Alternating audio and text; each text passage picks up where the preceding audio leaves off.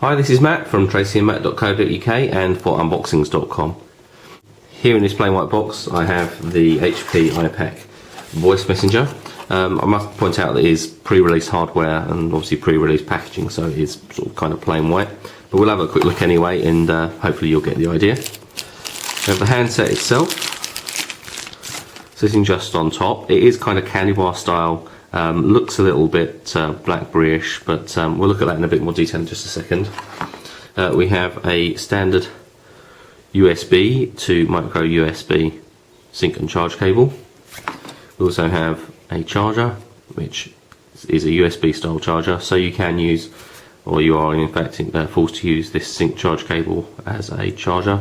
Unfortunately not two. I like it when manufacturers supply either two sync charge cables and a USB style charger, or a standard charger and a sync charge cable. We have a wired headset, which is a standard 2.5mm 4-pole and has an inline microphone with a push button, no volume control. It's quite basic inline microphone with volume control, and again fairly basic headphones. They're okay. I have used these on the data messenger, which has exactly the same headphones, and they're alright. That's all we've actually got in the pre-release stuff. We don't have a manual or CD-ROM or anything else, but in the final version I'm sure you can expect a decent manual, CD-ROM, possibly some other accessories. If we look at the handset itself, we'll have a quick look round. On the front we have a 2.4-inch diagonal display, which is quarter VGA, so 240 by 320. You'll notice there's no forward-facing camera, which is kind of unusual. Almost all the devices that we're seeing now that are 3G and HSDPA are having these forward-facing cameras. As you can see, this one is a Vodafone branded handset, but they're available SIM-free. Below that we have an optical style navigation which replaces your D-pad, so it actually does pick up the movement of your finger across that. Red and green phone keys either side, home and back buttons, and then we have a 20 key style text entry, so each key doubling up. So on this key you have QW, and on number 1 we have ER, and so on. So that is kind of BlackBerry style. There's a couple of other devices that have this 20 key style keypad, but that's take it or leave it kind of thing. I personally don't like the 20 key style text entry, but I know it's very popular. If while I'm rambling on we turn the power on, we'll wait for that to power up. On the left hand side we have a lock button, an up down control, presumably for volume control, and a soft key. Probably can map that soft key. On the bottom we don't really have anything to speak of. It's just a glossy finish, apart from having our microphone. Up on the right hand side we have a dedicated camera button, a micro USB socket there, sync and charge, and a headphone socket. As I say, that's the 2.5mm headphone socket. Notice that there are no covers over either of those. Not such a big deal perhaps with the micro USB because they are actually sealed, but whereas the headphone socket, that may actually allow dust to get into the handset, so that's possibly something that we'll be having to keep an eye on.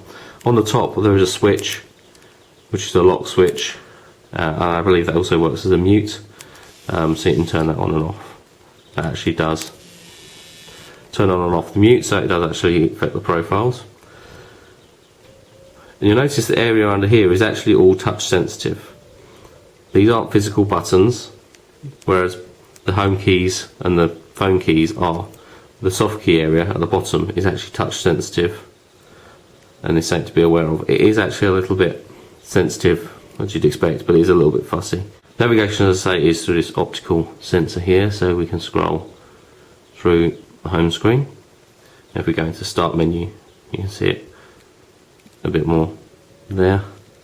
For some reason these optical sensors don't particularly like my fingers, as you can see here. I have found that on other devices, not just the HP iPAQ, but other devices that we've used, like say the Samsung i780. For some reason don't particularly like my finger control. I don't know if it's just a peculiarity of me. On the back we have a digital camera with flash. There is a mirror area next to that, but the whole back of this device, as you can see, is not quite mirror finished, but very close to. It's actually a slightly grey steel effect, which is continued all the way around the device. It's quite smart looking, but obviously that is going to be a fingerprint magnet, and hopefully that won't scratch too easily, although I suspect it will. We're quad band for GSM and tri-band for HSDPA, so we pretty much can use this phone in any country in the world. Let's just have a quick rundown of the spec. 114mm from top to bottom, 50mm wide and 13.5mm thick. Quite lightweight, we only weigh 107 grams. Just a little bit wider than a standard, I would say a standard candy bar style phone, but it's quite nice. We run Windows Mobile Standard, so obviously there's no touch screen.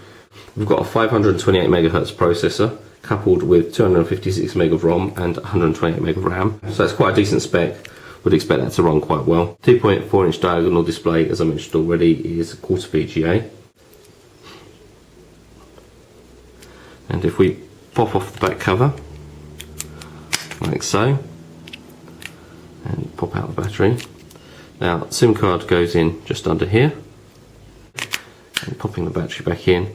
Our micro SD card goes under here. We support up to 8 gig according to the specification. We've got built-in Wi-Fi, which supports 802.11bng. We have Bluetooth 2 with EDR. That USB connector supports USB 2.0, 480 megabits per second. We have built-in GPS and a GPS, and that built-in digital camera is 3.1 megapixels, and that mobile light is LED. Going to be reviewing the HP iPAQ voice messenger over the coming weeks. That review will be online on tracyandmac.co.uk.